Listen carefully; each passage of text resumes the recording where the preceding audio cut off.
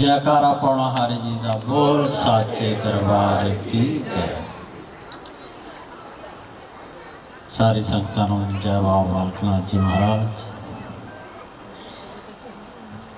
और आज का जो कार्यक्रम गौशाला उद्घाटन समारोह, बाबा जी की चौकी, भंडारा, लंगर, दिल्ली शक्करपुर मंदिर के प्रमुख भगत जी देवेंद्र जी, जिनके द्वारा करवाया गया, आप सभी को, आपके परिवार को बहुत बहुत शुभकामनाएं। सभी संगत को बहुत बहुत शुभकामनाएं, शुभ आशीर्वाद बाबा बालक नाथ जी महाराज जी का।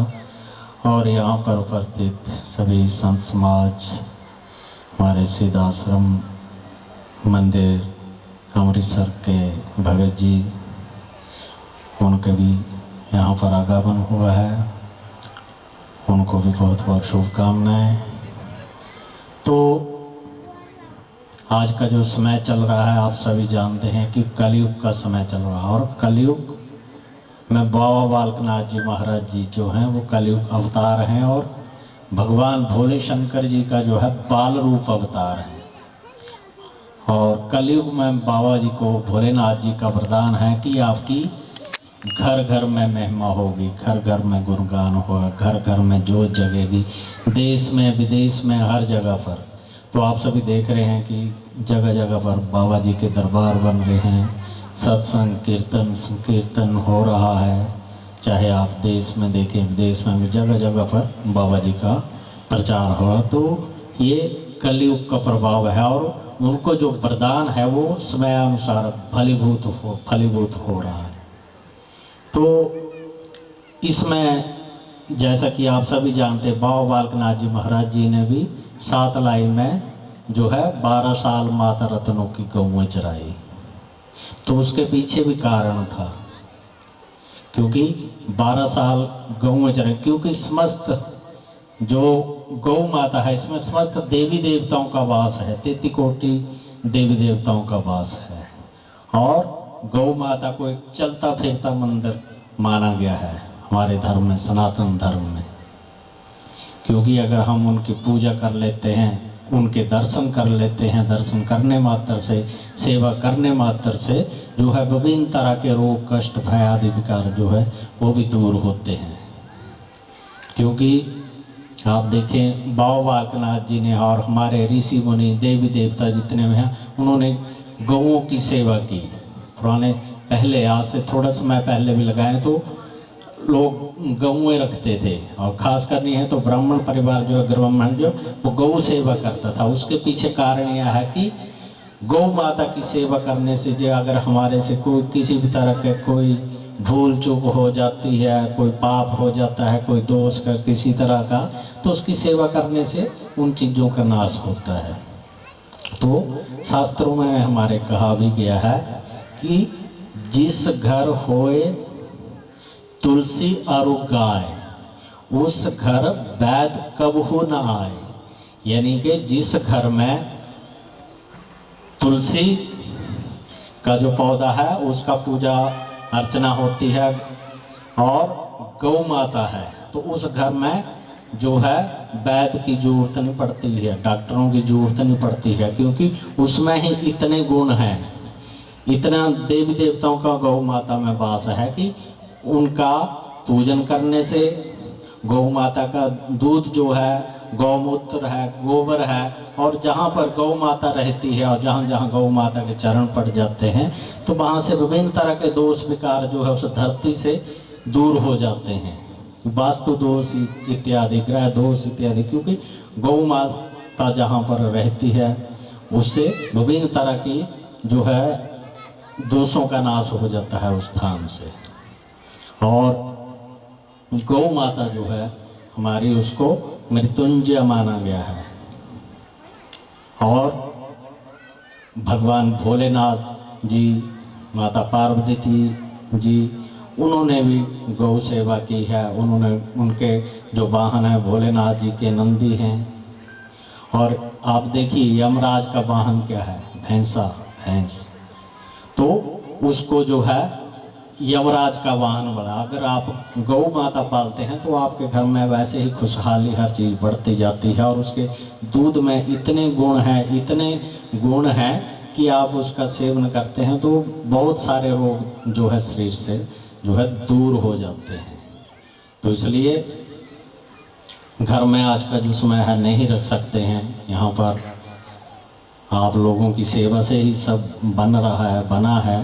तो यहाँ आए सभी से विनती है कि ज़्यादा से ज़्यादा जो है सभी यहाँ पर सेवा करें, भक्तजन जिस तरह भी तन से, मन से, धन से कर सकते हैं, क्योंकि सेवा का लाभ तो आपको मिलेगा ही जब आप किसी न किसी रूप में सेवा करेंगे। तो सभी मिलजुल कर जो है सभी ने सहयोग करना है और इसको बढ़ावा देना है बढ़ चढ़ के, ताकि जितना हम जो हमारे धर्म में गौ माता का स्थान है, अभी धीरे धीरे आप देख रहे हैं जगह जगह पर। पहले होता था कि गौएं जो है गौ माता घूम रही है, कोई उसको पालता नहीं है, तो गौशालाएं बनाना, गौ माता को घर में रखना, उसी से ही जो है हमारा जो है धर्म की जो है स्थापना और आगे बढ़ेगा। क्योंकि जब जब कलयुग को वरदान था कि कलयुग में गौ माता की सेवा नहीं होगी, जैसे जैसे माता पिता की सेवा नहीं होगी, बुजुर्गों की सेवा नहीं होगी, हमारी बेटियों से दुराचार होगा, तो ये कलयुग प्रभाव है कलयुग का। तो उससे बचने के लिए यही उपाय हैं कि हम अपनी संस्कृति को, अपने संस्कारों को और अपने धर्म को अपनाए रहें, धर्म के मार्ग पर चलते रहें। तो इसी अनुसार आप देखिए बाबा बालकनाथ जी महाराज जी ने सातलाई में माता रत्नों की 12 साल तक गौएं चराई। उसके पीछे कारण क्या था? जब बाबा जी कैलाश मानसरोवर जा रहे तो माता धर्मों के पास 12 घड़ी उन्होंने विश्राम किया था, और फिर धर्मों ने बाबा जी को भोलेनाथ के दर्शन करने का माध्यम बताया और रास्ता बताया था कि आप ऐसे ऐसे कर जाएंगे तो रास्ते में गौरीकुंड स्थान आएगा, वहाँ पर माता पार्वती जी हैं, वो किसी पवित्र दिन पर स्नान करने के लिए वहाँ आते हैं, तो उनके माध्यम से आप जो है भोलेनाथ तक पहुँच सकते। तो बाबा बालकनाथ जी महाराज जी ने हजारों वर्षों तक वहाँ पर गौरीकुंड स्थान पर भी तपस्या की, बैठे रहे, और जब समय आया माता पार्वती वहाँ पर आए तो उनसे उन्होंने विनती की, और फिर बाबा जी को माता पार्वती जी ने भोलेनाथ जी के दर्शन कराए, और उनके माध्यम से जो है बाबा जी को हमेशा बाल रूप रहने का भोलेनाथ जी ने वरदान दिया, और कलयुग में आपकी महिमा होगी, घर घर में जोत जलेगी। तो उसके पश्चात हमेशा जो है बाबा बालकनाथ जी महाराज बाल रूप में रहे, और जब फिर दर्शन करने से वरदान लेने के पश्चात जब वापिस आए तो माता धर्म जी जो थी उन्होंने शरीर त्याग दिया था। तो उसके पश्चात क्योंकि बाबा जी वहाँ पर 12 घड़ी उनके पास रुके थे, 12 घड़ी विश्राम किया था, खाया कुछ नहीं, पिया कुछ नहीं। तो फिर बाबा जी ने ध्यान लगाया कि अगला माता जो है, क्योंकि पुराने युगों में हर युग में आयु जो है जो अलग अलग है, कलयुग में जो है 100, 110, 20 वर्ष तक सीमित रहेगी, और पुराने युगों में हमारे देवते हजारों वर्ष है, क्योंकि लाखों वर्षों तक की जो है आयु होती थी। तो इसी अनुसार बाबा जी ने देखा कि वो सातलाई में हैं और अब वृद्ध हैं। उसके पश्चात बाबा बालकनाथ जी का सातलाई में आने का प्रमुख कारण ये था कि वहाँ पर जो है माता धर्मों, जो पिछले जन्म में धर्म थी और रत्नों के नाम से रह रही थी, और उनके आके बाबा जी ने दरबार खटाया और उनसे गौ सेवा मांगी। तो जो 12 घड़ी विश्राम किया था, आप सोचिए 12 घड़ी, एक घड़ी जो है 24 मिनट की होती है, लगभग 4 घंटे 48 मिनट का समय होगा जो बाबा जी उनके पास रुके थे। तो उस कर्ज को चुकाने के लिए बाबा जी ने 12 साल तक माता रत्नों की गौओं की सेवा की, क्योंकि कर्ज था। हमारे ऋषि मुनि, देवी देवता, हमारे बुजुर्ग जो हैं वो किसी का जो है अपने ऊपर कोई कर्ज नहीं रखते थे किसी तरीके का। अगर किसी कोई भी सेवा अगर उसमें भी भूल चूक हो जाती थी हमारे से, किसी तरह की कोई पाप दोष भी हो जाता है तो वो गौ सेवा करते थे उसके लिए, ताकि गौ सेवा, गौ माता की सेवा करने से जो है किसी भी तरह का जो भी पाप दोष हमसे हुआ है उसका नाश हो जाता है और आपको उसका लाभ मिलता है, स्वास्थ्य लाभ मिलता है, घर में सुख शांति समृद्धि जो है उससे प्राप्ति होती थी। तो इसलिए बाबा जी ने माता रत्नों की गौएं चराई। और जब देखा कि अब जो है 12 साल का समय बीत चुका है और हम जो है उस कर्ज से मुक्त हो चुके हैं, तो बाबा बालकनाथ जी महाराज जी ने लीला रची कि सातलाई में गांव में आसपास जितनी भी खेत खलिहान थे कि गौओं ने चरा लिए, और सारे गांव वाले इकट्ठे होकर माता के पास आ गए। माता को उन्होंने भड़काया कि आपने कैसा बालक रख रखा है, तो धुना लगा के बोर्ड वृक्ष के नीचे बैठे रहते, हमारी सारी फसलें जो है वो गौओं ने खा ली हैं और इस वर्ष जो है खाने के लिए कुछ नहीं मिलेगा, अकाल पड़ेगा, हम भूखे मरेंगे। तो माता भी गुस्से में आ गई और बाबा जी के पास चले गए सबने, क्योंकि बाबा जी ने तो एक मौका देखना था कि उससे मुक्त होने का। तो उन्होंने बाबा जी को लहना दे दिया कि मैंने आपको 12 साल तक लस्सी रोटी खिलाती रही और उसका सिला आपने ये दिया कि गांव वाले भी आज मुझे भला बुरा कह रहे हैं। तो उसी समय बाबा जी ने माता को समझाया, लेकिन माता नहीं मान रही क्योंकि गुस्से में थी, क्रोध है कि वो बाबा जी की लीला थी। तो ने बाबा जी ने वहाँ पर चिमटा मारा और माता को जो है 12 साल की लस्सी और रोटी दिखाई कि माता ये रही आपकी 12 साल की लस्सी और रोटी, हमारा और आप पिछले जन्म का कुछ संबंध था, कर्ज था, लेन देन था, वो पूरा हुआ, आपने कह दिया, तो अब हम उस कर्ज से मुक्त हुए। और उसके पश्चात बाबा जी ने सबको समझाया कि आप देखें जाके आपके खेत खलिहान ठीक हैं, फसलें सब ठीक हैं, लेकिन लोग मान नहीं रहे। जब उन्होंने फिर बाबा जी ने कहा, लीला रची और दिखाया, तो फसलें पहले से भी कहीं अधिक थी। तो बाबा जी ने फिर वहाँ से जो है देवट सिद्ध गुफा में प्रस्थान किया, जो भी बाबा जी का आज प्रमुख पीठ है। वहाँ पर सातलाई को धरती को भाग लगे हुए हैं, देवट सिद्ध पीठ भाग लगे हुए हैं। जाके आप सभी संगत आते हैं, बाबा जी का दर्शन करते हैं और उनका आशीर्वाद लेते हैं। तो आप सभी से भी ये है कि बाबा जी के दरबार पे आएँ, उनके चरणों में लगे रहें और जन सेवा समाज सेवा करते रहें, गौ सेवा करें बढ़ चढ़कर। और आज का जो कार्यक्रम है उसी पे आधारित है, तो आप सभी अपने बच्चों को एक तो अच्छे संस्कार दें, अपनी संस्कृति में संजोए रखें, अपने धर्म के रास्ते पर चलाएं, क्योंकि कलयुग में रहने का और बचने का जो है सबसे बड़ा अच्छा उपाय यही है कि आप बाबा जी का जो है पूजा अर्चना करें, पूजा पाठ करें। बाल रूप देवता हैं, जल्दी प्रसन्न होते हैं, जो आप मांगते हैं वो जल्दी प्रदान करते हैं।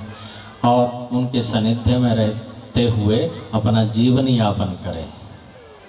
तो इसी अनुसार आप सभी को फिर से देवेंद्र जी, उनके सभी संगत को, समस्त स्थानीय निवासी हैं, देशवासी, प्रदेशवासी, सभी को आज के कार्यक्रम की बहुत बहुत शुभकामनाएं।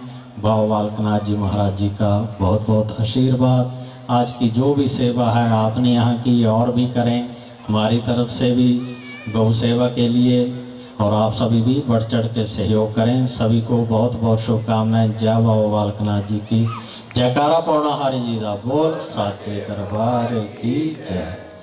और हमारे जो गौतम जलंधरी जी और उनका म्यूजिक परिवार जो आपकी सेवा कर रहे हैं, उनको भी बहुत बहुत शुभकामनाएं, क्योंकि काफ़ी समय बाद सभी कार्यक्रमों में आना जाना हो रहा है, सभी का रोजगार चला है। तो सभी को बहुत बहुत शुभकामनाएं, आशीर्वाद। जय बाबा बालकनाथ जी।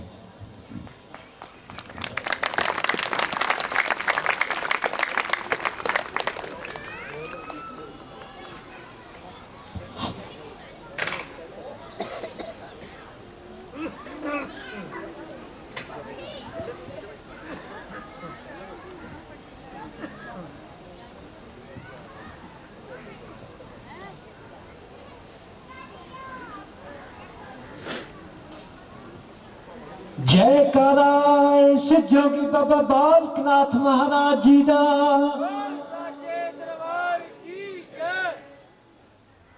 संगत के कदमां दे विच बेनती है,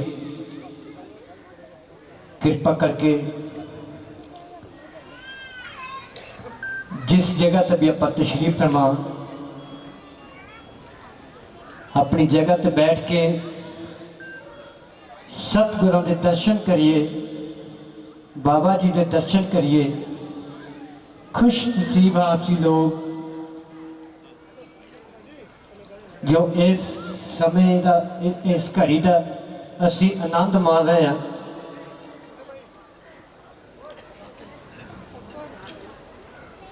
एक 1008 श्री श्री राजेंद्र गिरी महाराज जी सब संगतां नूं बहुत बहुत मुबारकबाद, बहुत बहुत बधाई और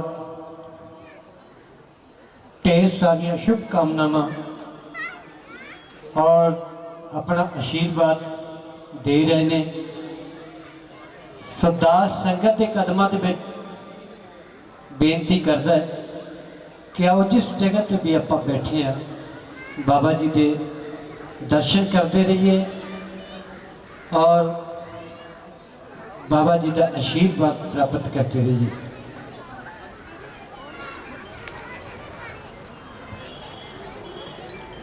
और दोबारा फिर